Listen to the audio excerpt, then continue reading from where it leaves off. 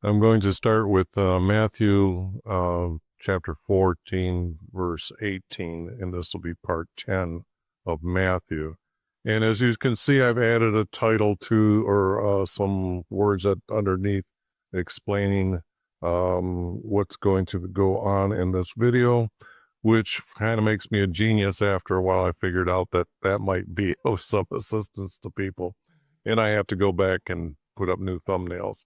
But what I also did was had a problem in the last few videos about showing the location on a map that I've made of where I believe things are located in where Jesus was walking and what he did by the stories. Now, I need to set some of this up for you by showing you the maps when we start out, because here, let me show you the problem right off the bat. Whoops, how come I didn't have this map? Okay. See here, it starts out, this is the text of the last video there. So what happened was, Jesus went upward in Israel. Now, for those of you new and they're not watching all the videos, I need to show you what I mean by that word Israel. The text that's in the four Gospels defines these regions different than I do. I made it as if a Israeli wrote the text, and that's some Greek guy that doesn't believe in our Creator. They're using the word Judee down here instead of Judah, and an Israeli would know that this was the nation of Judah. And he also would have known that these two sides are the nation of Israel. They are calling this area Galilee, which is Lake Galilee up here, but they're calling it all Galilee. Now, those who are experts in the Bible know that this is not part of the promised land, and the Israeli would know that. But the Romans divided this into another region, and I'm calling it the Jordan because that is what it is named today. It's easy reference for us to today. Now, if you're getting excited about me changing the names and stuff, you don't understand the copyrights to the Bible. The Bible says for copyrights, they must change words in order to have the copyrights to be able to sell you a book and make money. So a lot of them aren't being truthful. Otherwise, there wouldn't be that many Bibles. In fact, I think some of you have read Revelations and seen that if you change one word, you're going to hell. Well, the thing here is they all change the words, okay? So they're changing them, and I'm changing them to be more truthful. In fact, 1611 preface says anyone who knows the stories can edit the text. And I am editing the text because I know the stories. And as I go through, I'm showing you this knowledge that I've been given by our Creator about the story and the truths about Jesus. So here's the location that we start with. John the Baptist was along this area through here to begin with. And what I'm saying is that in this area here is where Satan took him after when he rose up from the water, from the river Jordan. Satan took him up in this area. This is where I believe, because the text states, as you've seen here, he's going to go upward, and this is Israel, upward in Israel. Okay, so I do want to make sure that I get that straight there to show that. Now, the text here, upwards to Capernaum. Now, that is a city at the very top of Lake Galilee that isn't in the picture. But what I want to also say, that this is kind of like a revision of what he did, or this is the Matthew doesn't have a lot of information in it, and you got to kind of know the other books. For example, Jesus has been healing people, raising people from the dead, and we don't have any of that until all of a sudden now the text is going to start telling us that he begins to preach his gospel or teach his gospel. The thing here is, but this here, from the land of Ezekiah's, now it had a different word here. It was, well, let me get this map up here. These are the 12 tribes. And this was my making of a map to show how they were divided and divided by land structure. Okay. When you see the listing by, I can't remember where it was at, but when you look up for Joshua, when he starts dividing the land, there's only a few descriptions of a few pieces of land being divided up. And then there's nothing. But what I noticed was that, say like this line here through Benjamin, this is completely made up because the text does not reflect that. So when you see each map and people trying to do this, that's because some of the text, well, I would say half of the description is missing. But the object is, as you can see, Ezekiah is here, and they have Jesus over here in Zebulun because they have the story as he's in Nazareth right here. And then he goes up to Naphtali to Capernaum, which is up here. Now that is not really true when you start seeing what the story is going to say. Because he walked along the lake shore, which means he has to walk along through this area here. And from here is where Jesus is at in the desert. So that means he has to walk through Ezekiah to go along the lake shore to Naphtali, which is has the city Capernaum. And then this area here is the land of pagans now, or yeah, it's not controlled. Well, it's talking about people being fully corrupted. And that's because East Manasseh was the first ones to be taken into captivity. Now, we're going to get into the story here where this location is at. So I just want to make sure that you know that I've got maps now and can be able to show what this means. Because here, from the land of Ezekiah's to the land of Naphtali's, by the way of the lake shore. See, they've got it not in the correct order. The words aren't in the correct order. It should have been from the land of Ezekiah's, and then by the way of the lake shore to the land of Naphtali's. Then east of the Jordan to Galilee for the pagans. And this is not really, he's going east of the Jordan, true, but it's to Galilee for the pagans. And that's why I was saying that the division of the lake here, okay?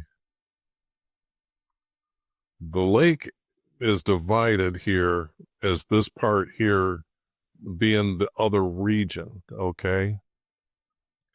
Now, the word pagan, you might want to argue with that. That's fine. In fact, I know it's going to get corrected later, but it just needed to be put in at this time. I'm correcting verses right now in their words. So here, this is where Jesus is going to go on the side for Lake Galilee. So the text is roughly written to mean, but you have to know the land structure to actually follow along with the story that's being given here. And then they seen Jesus, a great light. Okay, now, let me bring up another map here that I wanted to start with as well. Therefore, here is where the Bible, or one of the Gospels, has this city as where Jesus was baptized near. So if this is true, then we know that Jesus was baptized somewhere I would say 3 or 4 miles upwards or below, okay, because it depends on where the city is located. This is my best guess at this city. I know you can Google it. It is on, or not Google it, search the internet. Um, there's a lot of people that have a lot of maps to show you where they think it is. I'm thinking this is where it's at.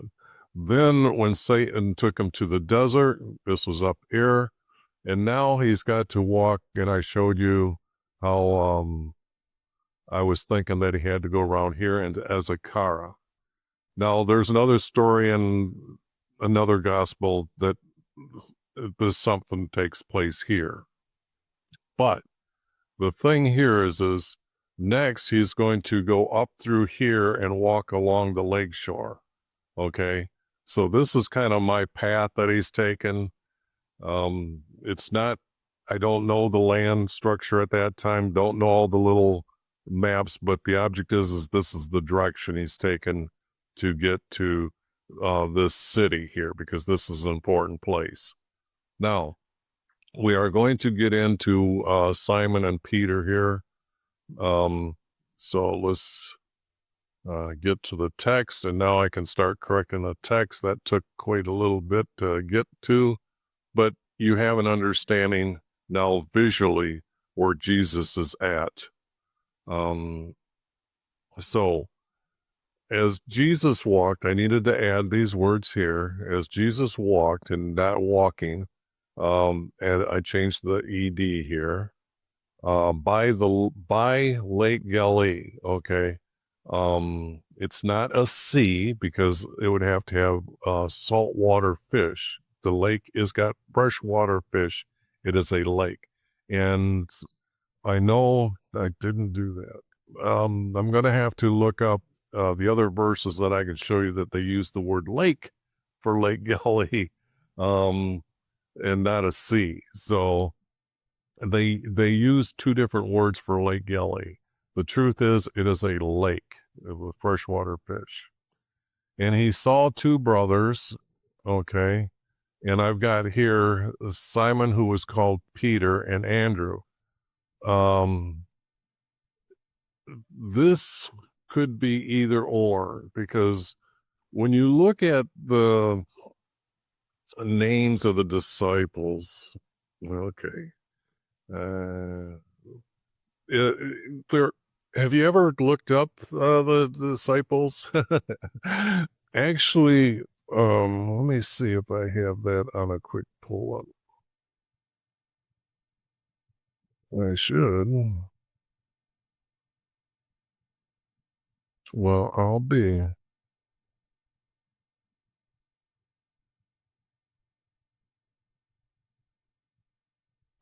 don't have that. There's actually 3 lists from 3 different gospels, and the lists are not the same. They don't have, and even though you'd think they would, there's 15 disciples when you figure out all the different things or different names that they're using. So anyways, that I'll bring that up next time, because I know disciples are going to be coming up here now. It could be Simon and Peter and Andrew, and because the stories from the other books listed as Simon and Peter, but here I'm going to, in these verses, use Peter and Andrew, okay, because we don't need this too many names in here, because we're going to have a Simon as well. Okay. It's so confusing when it comes to the disciples.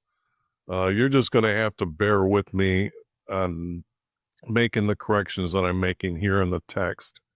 And as we go through the next book, they're going to get corrected.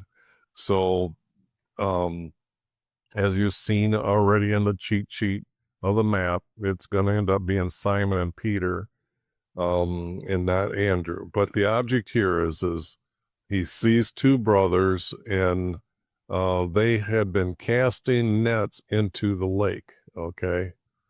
Now, casting nets into the lake, these were fishermen. So what they're doing is trying to get some bait so they can use to what we call here in Florida, chumming the waters, that you take the fish, cut them up a little bit, and then throw out the fish for the bigger fish to come and feed off the food that's being given to them, and then using the larger net on the boats when they're out on the water to scoop up the bigger fish. Okay.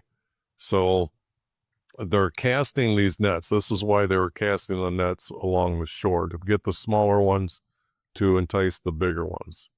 Now, that's how this text was corrected. I did have everything in green is what's being added. Anything in blue is not really needed. If he saw two brothers here, don't need to know that Andrew was his brother later. These guys were just brothers, so only needs to list once. And if they were casting their nets into the sea, we know that they're fishermen. Okay, so those aren't getting rid of extra words is very helpful to clean the text up as well. Now, for verse 19, Jesus just didn't say to them, because he's directing them with the word, follow me. So he told them, follow me and I'll make you fishers of. Now it has the word men here. Throughout all the texts that I've done, I've had to change the word from the secular word men to include women as well, because when you go through the text, and everything so far I've done on the videos, there's no text saying that women are going to heaven yet, okay? Until you actually use our Creator's definition for the word man, where he says, I created man, male, and female. So the word man means male and female. So now when these men are going to be fishermen or fishers of men, or man, male and females. So when I go through the other rest of the text, when you see the word men, it will speak of males. If it's just singular, I'll use the word male. And when it's a group of male and females, it will be the word man. So that was pretty easy to clean up. There's not much there. You don't need the word immediately, and they left their nets and followed. Let's get the name of Jesus into the text and put his name in. So there's not much correction there. But getting rid of words and making them more easier to read. Let's see, why do I have so much here? Well, I guess maybe I better do that. Because there's a lot of correction going here. And as you see, this is the verse I'm starting with. And you can see going from there. Now, the word going is okay word, but I want to make sure that the words that have an understanding that they walked is a lot better than going, okay? As they walked, see, going from there, this here can all be replaced by one word by saying walked. As they walked, he saw two other brothers, James, and we don't need the son of Zebedee because we have that here, okay? So I can remove those words. And then we don't need, again, his brother, because we have two other brothers, okay? So we can just say James and John, and I needed to add, they were mending their nets. Okay, no, wait a second. James and John, okay. You can see that I'm adding this text here from here, this area here. So when you see the yellow over here, when you see the yellow over here, I've just moved it over to here. like I was saying, a lot of words are out of order. So they were mending their nets by their boat. See, I've got the word boat here. And it's kind of odd because it says two brothers, James, the son of Zebedee, and John, his brother, by their boat. And Zebedee, their father, mending their nets. The text reads jumpy, okay, at this time. And so to smooth out the reading, just needed to move those words over here. And that way, and add a few words. They were mending their nets by their boat. And then I used the words with with Zebedee, their father. Okay. Now, when it comes down to, he told them the same, see, it says he called to them. Now, I had to add the same because the text does not say in this gospel or in Matthew that he said, follow me. So I have to say that he told him the same as he told the others. I know it's a simple fix, but it could be better written out. But I went with this word here for now, okay? And he told them the same, meaning follow me. Because the next text here, I'm surprised I don't have that. Okay, I see. Because I'm looking for the verse that it's cleaned up, and it's cleaned up down here, okay? But, okay, now I see why they're together. This little edit here tells me that I put the two verses together because it needed to be one. Because it starts in the middle. This would be in the middle here.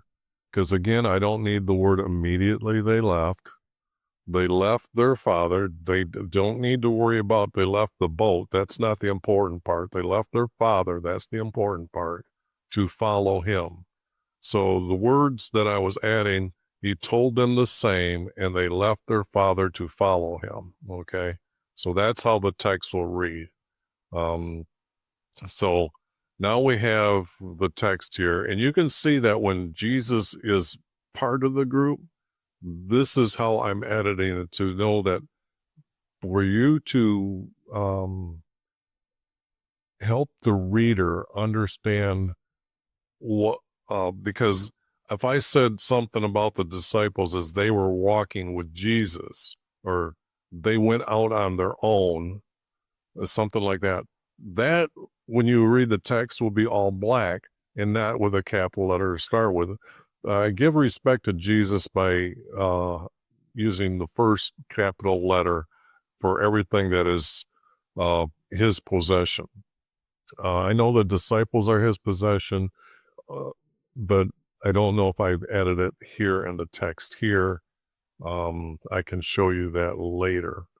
But the object is this way it means that when you read the text, you'll understand that Jesus is in this group here. I could do the same thing with the word walked. These are just quick edits. I've got other texts that I've already went through and gathered all the words together. And maybe I should show that towards the end of this one because it's chapter 4 here. And it would be good to show you what all the text put together. I know that at a later I will have like what I'd done with the Psalms. I went through the Psalms, then I went back and re-edited all the description. So you have all the links to all the Psalms and all the PDFs that like this with the editing work, so you can follow along with the video. And I know I will do that with Matthew, but maybe I should show you from time to time the text, how good it really is when it's cleaned up. And you'll see that I'm not really changing the story. Now I'm mentioning when I do, influence a verse more than what's in the verse itself, but I give you reasons why. And I do pull that information up for you to see. So it's not, what I'm showing you is that I know the story to be able to change the text or edit the text. Okay, now here's where it's got Jesus walked about all Galilee. Well, this again is like what I showed you to begin with, how it went through Azakaras um, to well, Naphtali's territory or their land. Um, the thing here is we haven't gotten through all that yet. Okay, that still isn't being explained. Now they're coming in and they're going to do this announcement of text even farther down, because he didn't walk about all Israel yet. I mean, he has from the other books, but this book he hasn't. Okay, so the thing here is this is completely out of order. This verse is completely out of order. But the object is that he does do these things, and it has to be saved or kept. I just can't completely take this out because it has things that need to be corrected. But the object is this here now is again out of order because we quickly walked along, but as we notice, we haven't got to Capernaum yet. So the thing here is now he's out walking all that territory again for Israel, and it's not yet happened. But it's kind of like a summation, a summary of what's he did teach, because he taught in our synagogues. We make it first person, as an Israeli would write it. They were our synagogues, proclaiming his kingdom. Now, it has the word gospel here, and this I do when I did the video on what the word gospel means, to prove that you don't have the gospel of Matthew, gospel of Mark, Luke, and John. Well, those, they aren't teaching Jesus. Jesus is teaching Jesus about Jesus' kingdom. So it's Jesus's gospel is about his kingdom. Okay. So to use the word gospel any other way is not true truths. Okay. And to get rid of this deception or deceivement going on by saying the gospel of Matthew, that's just not correct. Matthew is telling us what Jesus did, and Jesus is the one who has what they referred to as a gospel about his kingdom, not of his kingdom, but his kingdom. So I'm not using the word gospel here. I'm just saying Jesus is proclaiming his kingdom, and he was healing, because if you don't have the words healing here, or he was healing, proclaiming the gospel and healing every kind of disease, I felt better that it was a break of the sentence and it needed these extra words to begin to speak about what he was also doing. And he was healing every kind of disease and every kind of sickness. Well, we don't need this every kind because we have it over here. So as you can see, if you read it down here, every kind of sickness and every kind of disease, or every kind of disease and sickness, that's understandable. And then it was among our people. So if it didn't have the word "our" here, it was meaning that he was healing the Romans and anybody, and that isn't what Jesus was to do. When he was walking the earth before he was crucified, it is said that it was prophesied by our Creator that he will teach his gospel to the Israelis poor. When I'm using the word Israeli, I'm defining them different than Jews. Jews are those that do not believe in Jesus. So when I'm using the word Israeli means those who believe Jesus. So he wasn't healing the priest's sons or something like that that were absolutely completely corrupt and evil. He was healing those that were his, those that were given to him by our Creator for them obeying our Creator, and then they were to understand that Jesus was being sent as their king on earth to be king in heaven. Now, some thought that he was supposed to be king on earth. Others knew that the verse David was give us in um, Psalms 110 that talks about a kingdom in heaven forever, and his sons from his son's seed shall become the king that's going to be the king in heaven forever. So we don't make our Creator a liar. So that's how these verses will clean up.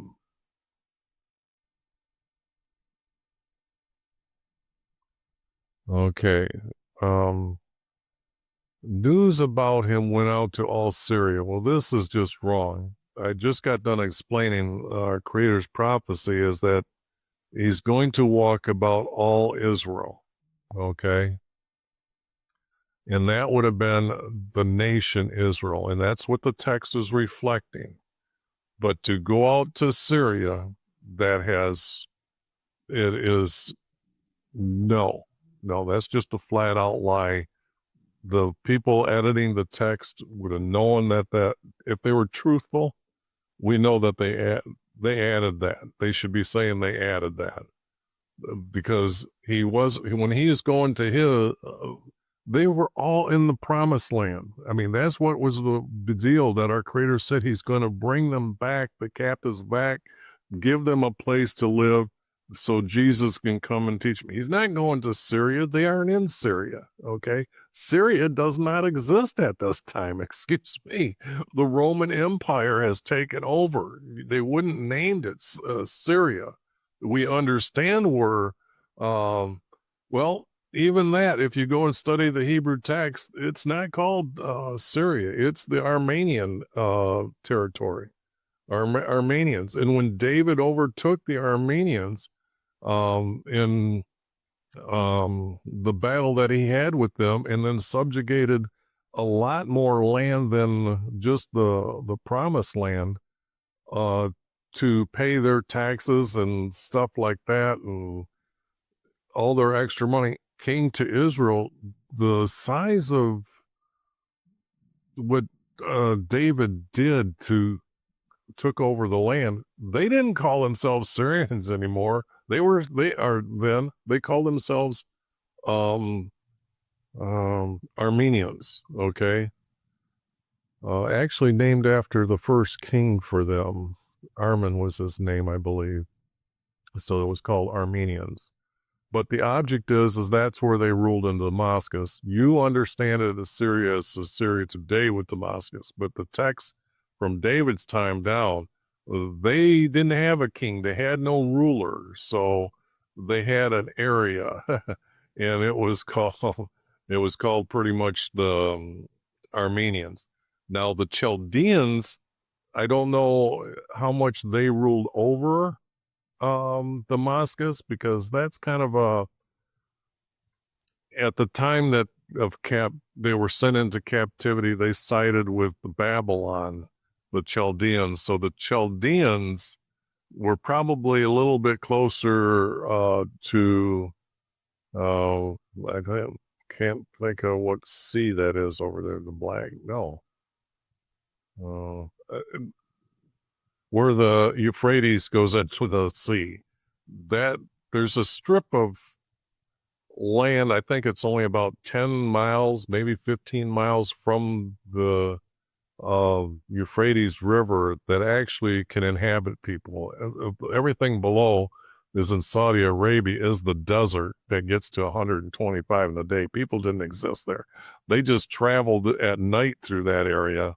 But the object is this little strip that's below Euphrates was uh, pretty much labeled as the Chaldeans. So, when did they come about? When did they gather themselves and have a ruler over them? The text doesn't reflect that. It just says that when Babylon come down, the Chaldeans sided with them and they came down to remove the nation Judah. So all that history just right there, and yeah, this can be taken out, and it was heard by all our people. Okay, the uh, news that's being said here is actually around Lake Galilee, that he has arrived at Galilee. Okay, Lake Galilee. Now,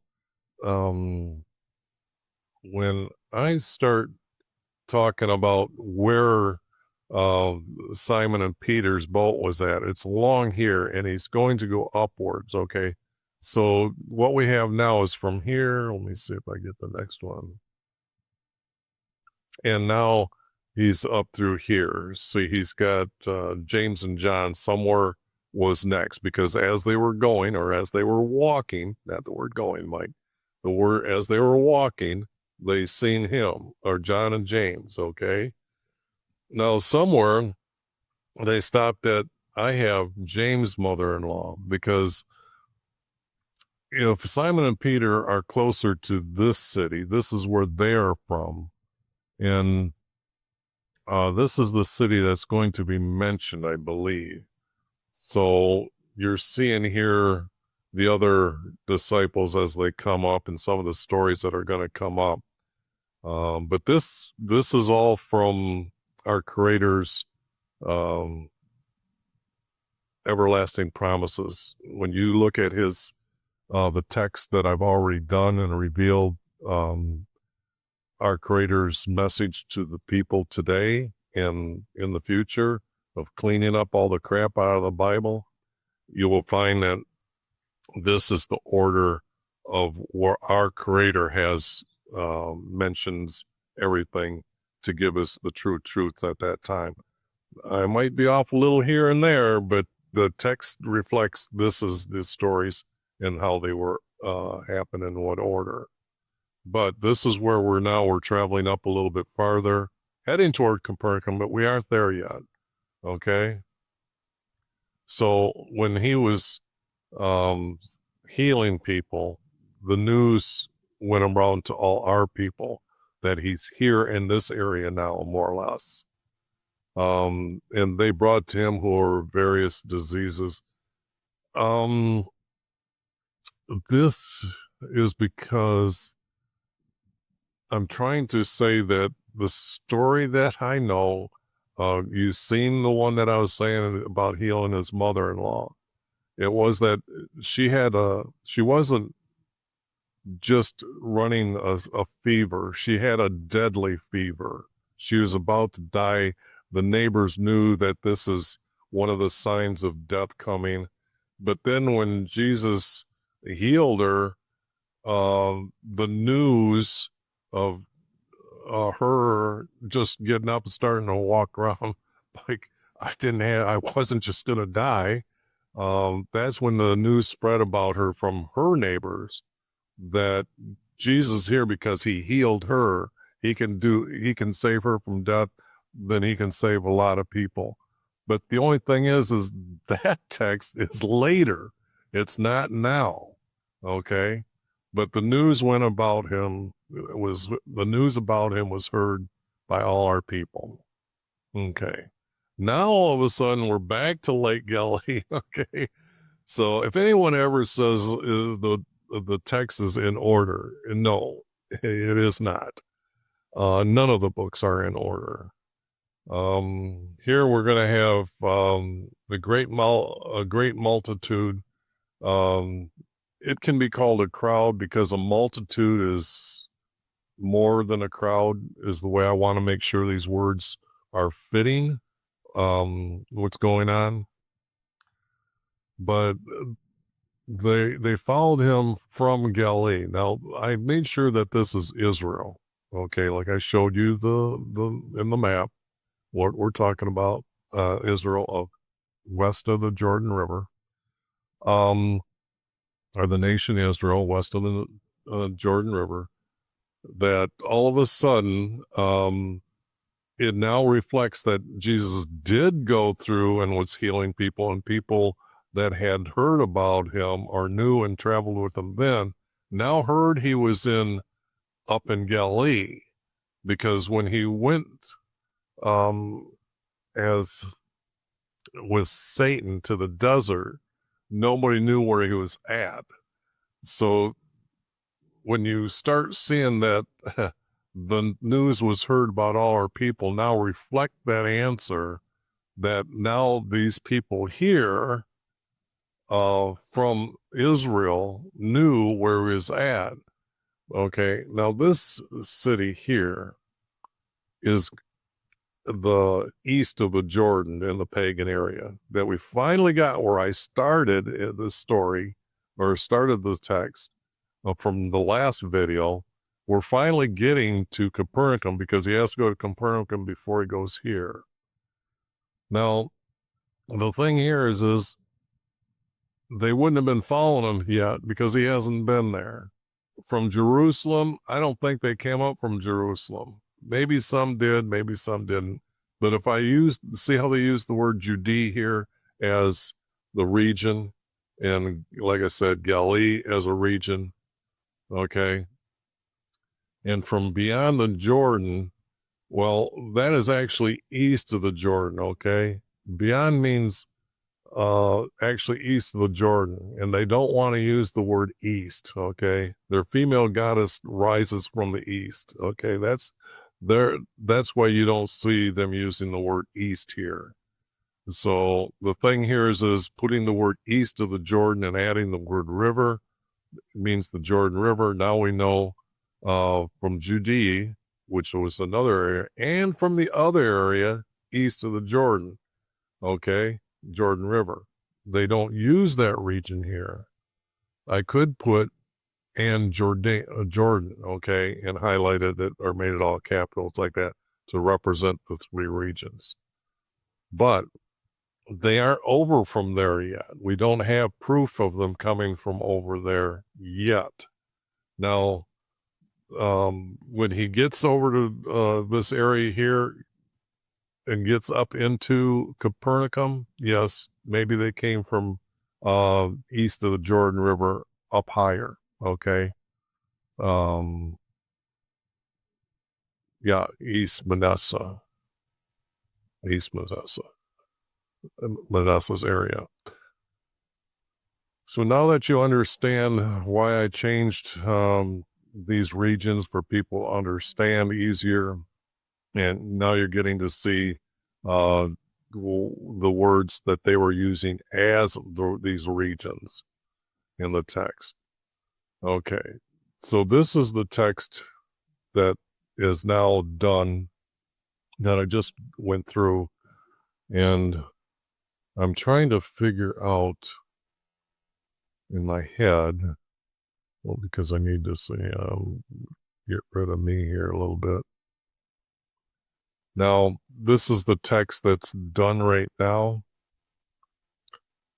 Matthew 25 or 4:25. Let me see here.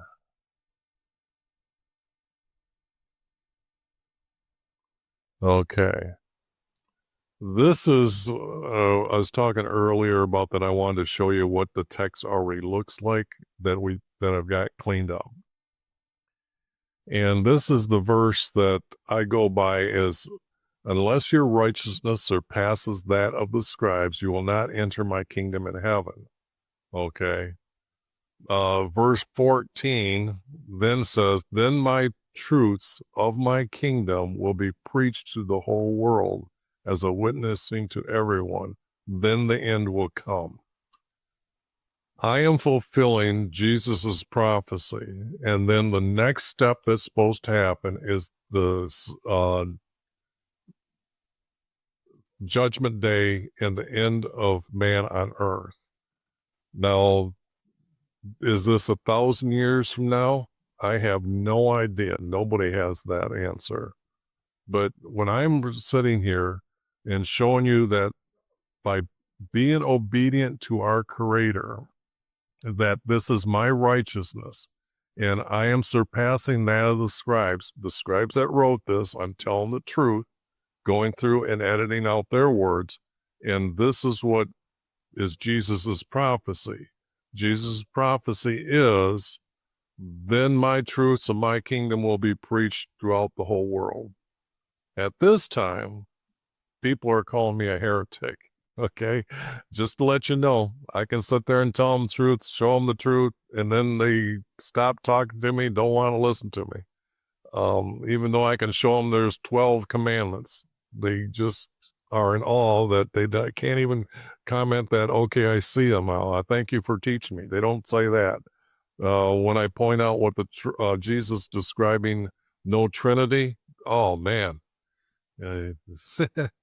Anyways, it don't bother me. I'm here doing what I'm told to do, but I'm just telling you that this is what's going to happen in the future. So this is the text of Matthew so far cleaned up. And as you can see, the coloring of the text helps the reader define what is going on, who's those words belong to. Like I said, here we have green text. That is because an angel is speaking, okay? So as you just look over the visual of the text, it's hard to get used to, but once you do understand it, when you read that word and start asking yourself the question, well, did our Creator say that or did Jesus say that? Is it important that we should know that our Creator said that? Yes, he should know that. So that's how the text will reflect. By honoring our Creator, I use all capital letters. Even when he speaks of Jesus, then I just make Jesus known by using red text. Sometimes I'll have that text mixed together, colors mixed together. And as you can see,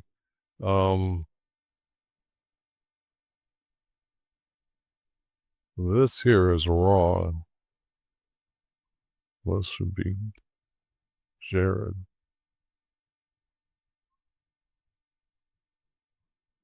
Yep. Yeah, down here, just like this. Okay. Why stumbled across that one? Anyways, you can tell I'm reading them as well.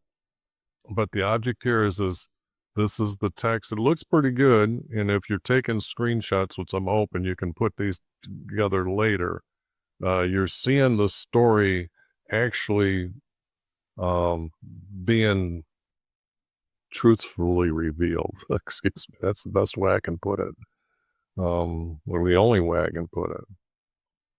Now, the text that you're seeing covered in yellow, I mentioned at that time, I didn't know, example, this here is a double. He's already done that. So by thoroughly clearing, all right, because when you throw shaft up or the wheat in the air, the shaft is already blowing away. So he is rejecting it by doing that. So it's kind of like a double. Here the word is scripture. It could be commands. Just extra reminders for me as I go and finish up the text later. But you can see I'm spacing it out, that it's changing the story. And they actually had the chapter divided right. A lot of times they don't. See here, this is a chapter in the middle. It's by subject anyways now. And this is where we were getting into the text today. No, this is last one, and then 18 starts. Oops, I better, maybe, that's a lot to be put in one screenshot there. But then this is the text that we've done so far today, was just this here. I know it moves slow sometimes, but as you know, I want to make sure everything is truthful and actually recorded for history. So that'll be the end of the video for right now, and I will start the next one soon.